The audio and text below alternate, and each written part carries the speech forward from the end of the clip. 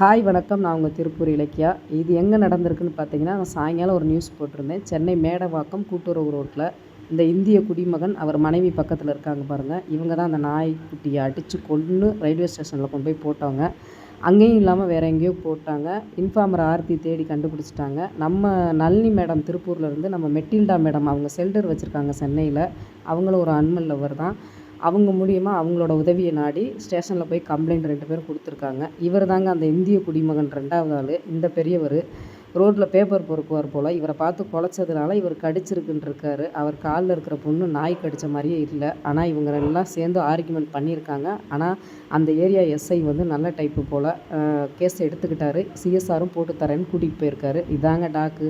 பாருங்கள் எந்த மாதிரி அடித்து சித்திரவதை பண்ணியிருக்கான்னு.